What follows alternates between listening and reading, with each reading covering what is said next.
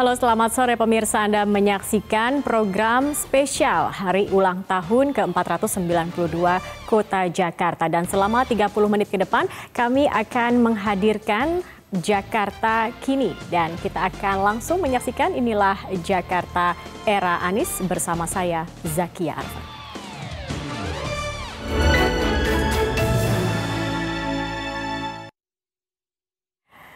Pemirsa, memasuki usia 492 tahun pada 22 Juni 2019, banyak satir netizen tentang pemimpin Jakarta mewarnai media sosial. Bahkan muncul petisi copot Gubernur Anies Baswedan di change.org yang ditandatangani lebih dari 167.000 orang per hari ini. Warga ibu kota sepertinya tak lagi bisa menahan rasa prihatin karena tidak lagi merasakan denyut kemajuan kota seperti era gubernur sebelumnya.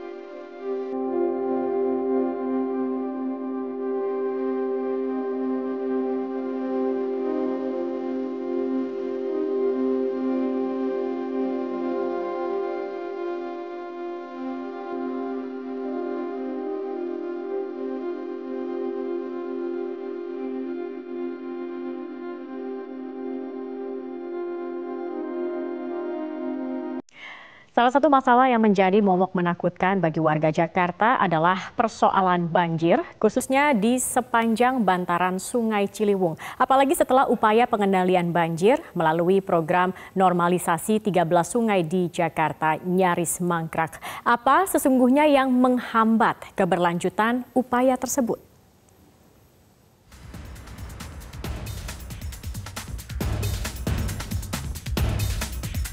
Banjir besar akibat meluapnya Sungai Ciliwung kembali menerpa 25 wilayah di Jakarta pada penghujung musim hujan, tepatnya 26 April 2019. Banjir kiriman ini sontak menelanjangi program normalisasi sungai di Jakarta yang tidak berjalan lagi selama hampir 2 tahun terakhir. Program yang sudah digalakan sejak tahun 2013 itu nyaris terhenti karena tidak ada lagi pembebasan lahan di bantaran sungai oleh Pemprov DKI Jakarta. Menurut Kepala Balai Besar Wilayah Sungai Ciliwung Cisadane BBW SCC, Bambang Hidayah, program normalisasi sungai sudah tidak berjalan lagi selama hampir 2 tahun terakhir akibat tersendatnya pembebasan lahan oleh Pemprov DKI. Normalisasi nyaris tidak bergerak dari pencapaian sebelumnya, yakni sekitar 16 km dari total 33 km yang direncanakan. 2013 sampai 2017 ya. Ini berapa sebenarnya yang sudah dinormalisasi dan juga berapa kekurangannya yang dibutuhkan? Waktu kemarin itu target kita 33 kilo yang dinormalisasi. Namun karena lahan belum semuanya bebas, kita hanya mengerjakan panjang 16 km. Yang sisanya 17,5 km tidak bisa dikerjakan karena lahan belum bebas. Kita kan nggak bisa bekerja sementara masyarakat masih tinggal di sana. Sejak kampanye pemilihan gubernur, Anies Baswedan sejatinya memang tidak sepakat dengan program normalisasi yang dipandang Anies sebagai betonisasi sungai. Anies lebih gandrung dengan konsepnya sendiri yang ia sebut dengan naturalisasi. Menurut Anies, konsep ini sudah diimplementasikan di Singapura dan Pemprov DKI sudah bekerja sama dengan Singapura untuk menerapkan konsep naturalisasi itu di Jakarta. Jadi memang kebetulan Vivian Balakrishnan, beliau Menteri Luar Negeri Singapura sekarang, adalah orang sebelumnya Menteri Lingkungan Hidup yang melakukan perubahan dari kanal-kanal beton menjadi sungai yang alami. Mereka di Singapura melakukan proses naturalisasi sungai. Itu sudah lakukan lama. Nah, yang memimpin pada waktu itu adalah Vivian. Vivian ini yang sekarang menjadi Menteri Luar Negeri. Di Sungai Kalang River, Sungai Kalang itu kalau lihat di online nanti ada banyak contohnya. Beliau memimpin proyek. Tapi kalau pembahasan naturalisasi sudah kita lakukan tahun lalu. Jadi tim juga sudah bekerja bersama. Dan itu yang kita lakukan. Menurut Kepala BBWSCC, Bambang Hidayah menyatakan konsep naturalisasi seperti diwacanakan Gubernur Anies kontras dengan kontur Sungai Ciliwung dengan tebing yang curam dan terbatasnya lahan di sepanjang bantaran sungai. Menurut Bambang, jika naturalisasi yang dimaksud Gubernur Anies adalah bentuk konstruksi yang bersifat natural tanpa beton, memerlukan lahan yang lebih luas dari lahan yang tersedia saat ini.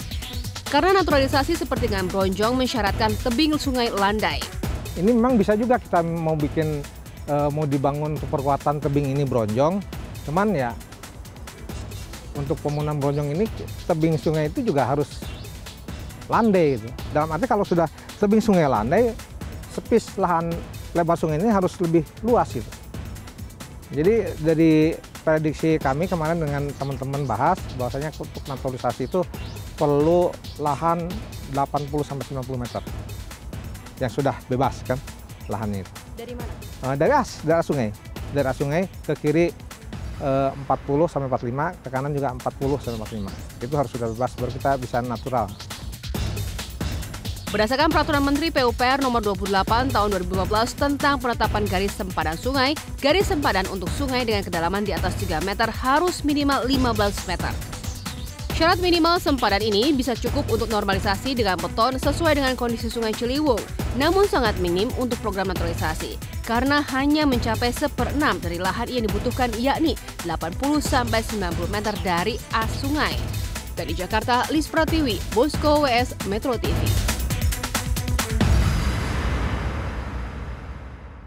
Langkah pengendalian banjir ini sebenarnya sudah dirintis beberapa gubernur sebelum Anies Baswedan. Antara lain pembangunan sodetan Ciliwung yang beriringan dengan normalisasi sungai dan waduk.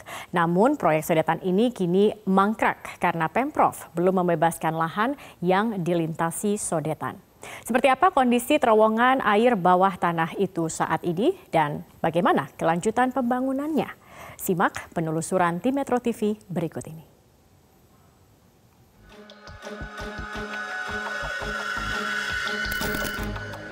Proyek sodetan Ciliwung merana hingga kini. Pembangunan sodetan yang hendak mengalihkan sebagian air di Kali Ciliwung ke Kanal Banjir Timur itu kini mangkrak. Akibatnya banjir besar kembali melanda beberapa wilayah Jakarta pada 26 April 2019 karena Kali Ciliwung tidak mampu lagi menampung peningkatan volume air kiriman dari wilayah hulu. Sejumlah wilayah yang dilanda banjir sebagian besar berada di daerah aliran Sungai Ciliwung. Padahal pada saat itu, intensitas hujan di Jakarta tidak terlalu besar. Banjir terjadi lantaran tingginya intensitas hujan di Kota Bogor yang membuat aliran Sungai Ciliwung melimpah dan menggenangi permukiman warga. Ketika dipersoalkan publik Jakarta, Gubernur DKI Jakarta Anies Baswedan mengaku proyek ini sudah menjadi tanggung jawab Kementerian PUPR.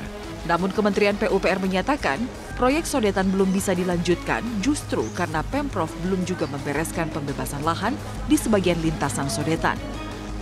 Saat Metro TV mengkonfirmasi kembali kelanjutan proyek ini, Kepala Balai Besar Wilayah Sungai Ciliwung Cisadane, Bambang Hidayah menyatakan, Gubernur Anies Baswedan sudah mengeluarkan kembali penetapan lokasi pada pertengahan Maret 2019.